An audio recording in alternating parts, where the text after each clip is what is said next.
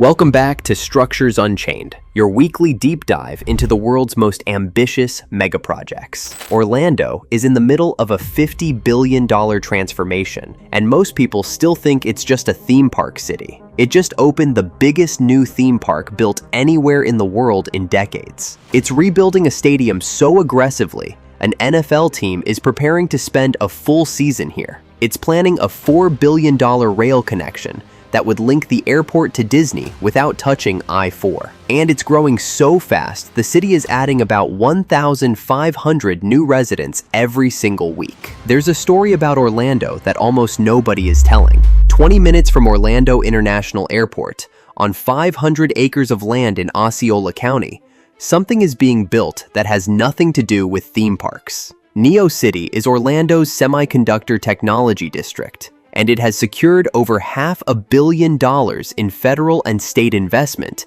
to become one of the most important microchip manufacturing hubs in the United States. Here is why that matters. The world learned a painful lesson during the pandemic. When semiconductor supply chains broke, when the chips stopped flowing from Taiwan, car factories shut down, consumer electronics dried up, and entire industries ground to a halt. The United States had spent decades offshoring its chip manufacturing and suddenly discovered how exposed that left it. Washington's response was the CHIPS Act, billions of federal dollars to reshore semiconductor manufacturing back to American soil. Every major city in the country competed for those investments. Orlando won. Neo City is now home to Skywater Technology, IMEC USA, the University of Florida's Florida Semiconductor Institute, and Seoul National University. The Department of Defense awarded the campus a contract worth up to $290 million to manufacture next-generation chips. The National Science Foundation designated it a regional innovation engine, one of only a handful in the entire country, unlocking up to $160 million in funding over the next decade. In March 2026, that engine advanced to Phase 2, unlocking up to $45 million in additional federal funding through 2029. Next door to the fabrication facility sits Neo City Academy, a public high school built specifically to feed the semiconductor workforce pipeline. It is currently ranked the #1 public high school in Central Florida, 11th in the state, and top 100 in the nation. Orlando didn't just attract a chip factory.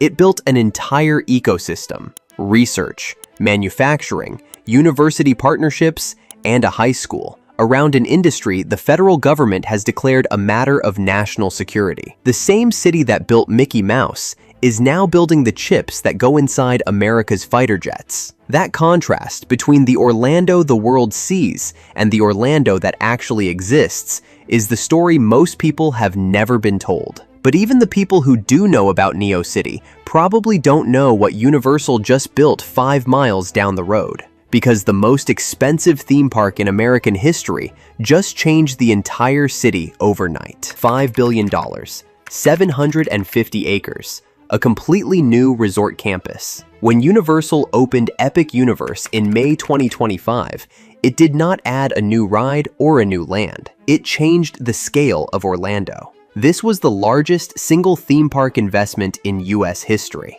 A full new gate with Super Nintendo World, Harry Potter, How to Train Your Dragon, Dark Universe, hotels, infrastructure, utilities, parking, roads, the whole thing built at once. But the most important part of Epic Universe is not inside the park. It is underneath it. Universal donated land for a future Brightline and Sunshine Corridor connection because the people building the biggest theme park in the country understood something basic. A city growing this fast cannot move everybody by car forever.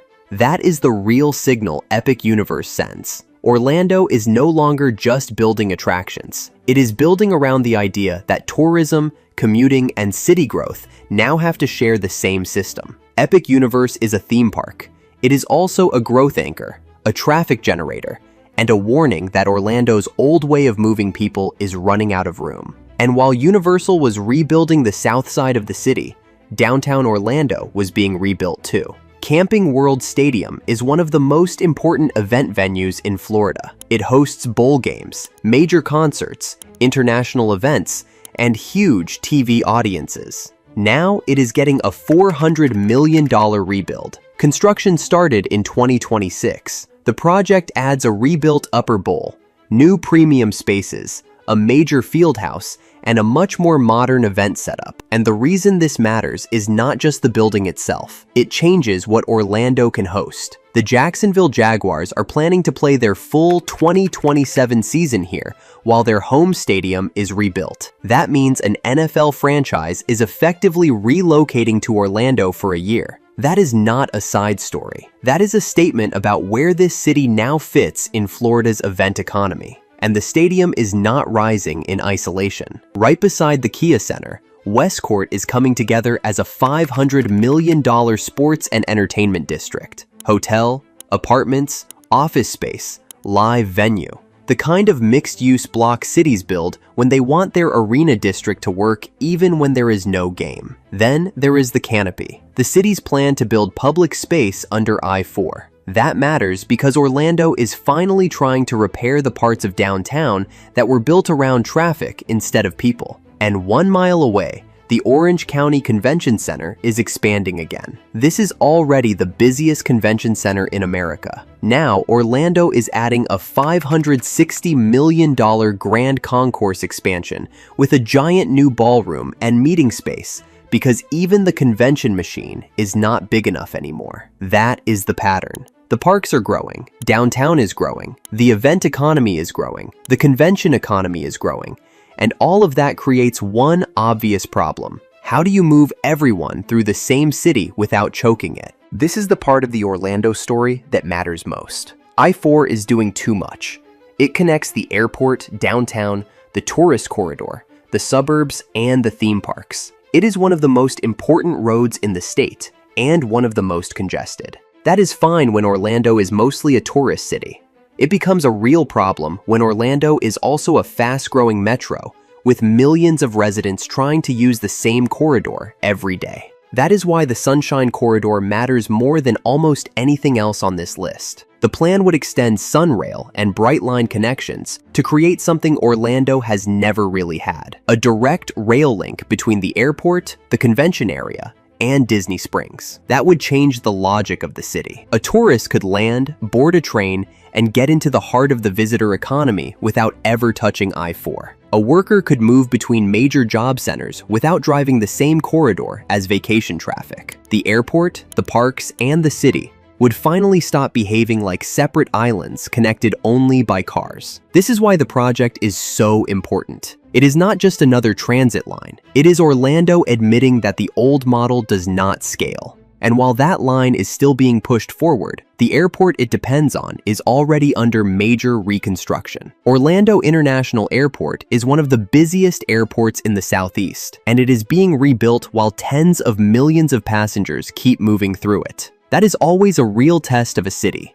A $253 million gate link replacement is underway. Parking is expanding. Food and retail are expanding. Terminal work is continuing. More major upgrades are lined up through the end of the decade. That means Orlando is trying to expand its front door without pausing the traffic coming through it. And that is harder than it sounds, because airports are one of the few places where bad infrastructure is instantly visible. If circulation breaks, people feel it immediately. So now think about what Orlando is trying to do all at once. Now the real question is whether Orlando can grow into a full-scale metro without breaking the systems underneath it. Thanks for tuning in. See you next time.